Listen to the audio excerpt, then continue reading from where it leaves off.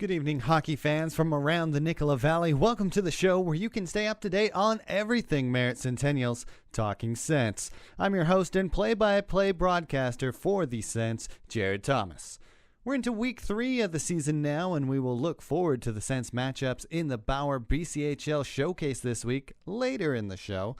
But first, we'll recap the week that was for the Merritt Centennials. They had games against another pair of tough opponents, as there's no easy passes in the ever-competitive interior division. After dropping both games in week 1, the Sense looked for their first win at home against the Vernon Vipers. It was a tight checking affair, and some of that tight checking started early from an unlikely source. For Karamanis. Oh, and he gets decked out by Jake Berger. Jake Berger providing some early sandpaper for the Centennials, and then the captain, Tyrell Buckley, took a cue from his goaltender. Huge hit by Tyrell Buckley. Puts the level and the hammer down on Jimmy Lambert. The Centennials managed to finally rein in their discipline. Didn't take a penalty in that first period, the lone minor going to Brett Stapley of the Vernon Vipers. However, late in the period, the Vipers did finally find the back of the net. Let's see if anyone gets the edge before the first 20 minutes has expired. Sandu from the middle of the ice. It gets through. Possibly tipped on. As Sandu, with a weak shot from the blue line, manages to find its way through, and Karamanis, the first man through the line. In the second period of play, the discipline continued for the Merritt Centennials, only drawing one minor penalty to Vernon's 4. However, their toothless power play couldn't help them out, and the lone bright spot was the play of goaltender Jake Berger. Del Monte. Trying to work it across the line, gets his pocket picked by Lansdale. Now a chance. Evans! Oh, what a stop by Berger! Gets the glove hand on it and keeps it out. What a stop! Berger wasn't done there, as later in the period, he showed off his poke-checking prowess not once, but twice. Flipped right onto the stick of Evans in sight. Big poke check by Berger! But now the Vipers have a chance. 2-1-0! Berger with a diving poke check, as is becoming his MO here. No scoring in that second period, and the third began much like the rest of the game, with Jake Berger making some stellar saves. Oh, Williamson on bended knee, but Berger makes another huge stop. Jake Berger, baby. He's been alive in this one, but he's waiting for the rest of his Centennials team to help him out. Later in the period, he would get some help from teammates, not putting the puck in the net, but keeping it out of his net. Deflected on, it's behind Berger, it's still loose, it's out! Oh, the Centennials managed to keep it out! Joey Berkapek managing to sweep it off the line to keep it at 1-0, but once again, late in the period, it would be the Vipers who found the back of the net. Young teeing it up from the line. Oh, it's loose and off the back of Berger. Karamanis will put it in. Bit of an unlucky goal for Jake Berger after playing so well throughout the game. He brought the effort. After the game, Coach Joe Martin said the whole team needs to bring their effort. 20 guys need to be ready, and 20 guys need to work together. And that's I think that's what's missing right now. There's a handful of guys that are, and there's a handful that aren't. Would they get that full effort from up and down the lineup when they went on the road to West Kelowna to take on the Warriors the following night? We'll find out in the next segment of Talking Sense with me, Jared Thomas. Welcome back to Talking Sense, where you can stay up to date with everything Merritt Centennials. I'm your host and play-by-play broadcaster, Jared Thomas. In segment 1, we recap the Sens' third straight loss of the season and at home to the Vernon Vipers, a 2-0 shutout loss, and now we'll recap the game the following night. The Sens went on the road to take on the West Kelowna Warriors at Royal LePage Place, and it marked the first game for newcomer Vincent Duplessis in net. Head coach Joe Martin wanted a more complete effort in this one, and early on, a certain Sens forward was listening. Cutting in, Borjas all alone, inside, oh, what a stop by the Merritt! Alex Borjas putting in some work offensively, and defensively, Vincent Duplessis showing off his good lateral movement. Well, at the left point, going back door, and Duplessis gets across yet again and gets the glove up and right into the mitt. Towards the middle of the frame, Discipline came back into play as Henry Cleghorn just got out of the box for tripping, and then he went right back in for a hold. And on the power play, the Warriors were able to convert. In tight. No, and it crosses the line. It was Kowalski who got a shot inside, and it just went up and over the cradle of the puck and wrap it in like a lacrosse player would. The hot dog move from Matt Kowalski would ignite the Warriors offense, leading 1-0 at that point, and just a minute and a half later, it was the captain, Jared Marino, who capitalized 5-on-5. Marino, they'll leave for Tilsley, centering, oh, and another goal, this time Marino, as Duplessis, he overcorrected to the post and then couldn't get back. And Marino fires it through the 5-hole. Van Unen went to the box shortly after that goal, but when he came out with a chance to give the Centennials a goal. And now the minor to Ryland Van Unen. He's up behind the G. Van Unen cutting to the net, back and forward, stopped by the Mers. And that's how the first period would end. 2-0 the score for the West Kelowna Warriors.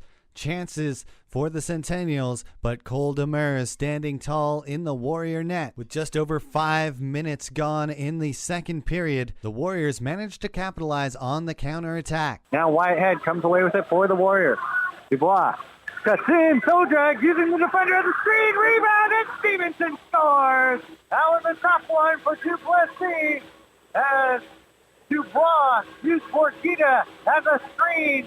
Perfectly got the shot away. Duplessis made the first save, but Stevenson had the easy rebound and put it past an outstretched Duplessis for the rebound goal. Score stood at 3-0 after that point, and Vincent Duplessis did all he could to make sure the Warriors didn't get any more on the board. Zane Dubois, nice nifty toe drag, inside out, inside, flicks it up, and what a stop by Duplessis. Duplessis with a beautiful stop 1-on-1, but how about 3-on-1? But Jutting will turn it right back, and now it's a chance for a 4-on-1. Tilsley with Jutting, and Whitehead, head, inside, Duplessis, what a stop! Oh, it was a 3-on-1. Duplessis doing all he could to keep the puck out of the net against the Warriors. His teammates finally providing some offense a little too late in the third period. Van Unen turns it back the other way. Onside. He's for Wicks. Now back down low for Van Unen. Shot on. Demers. Rebound and they score! Jack Vincent getting the rebound for the goal. The first the Centennials had scored since their late one against the Wenatchee Wild, went a total of 118 minutes without a goal. We'll be back with the coach's comments and a look ahead to the BCHL Bauer Showcase next on Talking Sense with me, Jared Thomas. Welcome back to Talking Sense. I'm your host and play-by-play broadcaster, Jared Thomas. We've recapped Game 1 against Vernon, Game 2 of Week 2 against West Kelowna. Now let's get into the post-game comments. We decided to focus on the positives, that being the third period in particular. We don't take penalties in the third period. Our players are on the same page, working together. The bench was probably the best it's ever been. Guys are all talking. Guys that haven't been in Merritt very long are speaking up and getting involved, and that was it was a good period. Still things inside that period that we got to improve upon, but you win a period, and that's what we'll take. The West Kelowna Warrior game was the first taste of BCHL action for newcomer and goaltender Vincent Duplessis. Head coach Joe Martin had this to say about his goaltender's efforts in this one. I was good. In the third period there, he had to make a couple of really big stops, and he made it look easy.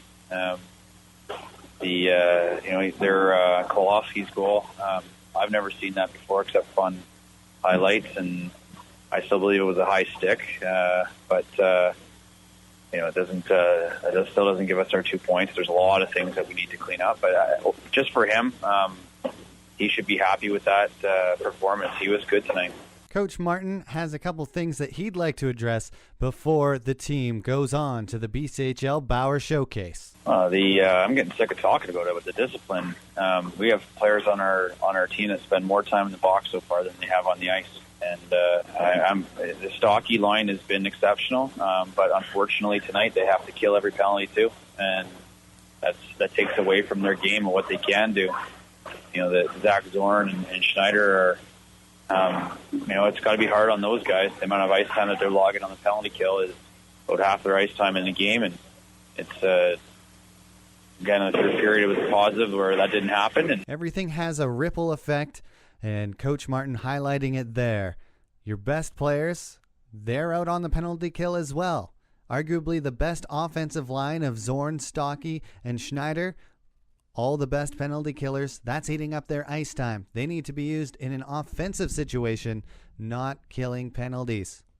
The final thing Coach Martin addressed was the unity of all 5 skaters on the ice at the same time. A lot of centering feeds, not finding their mark.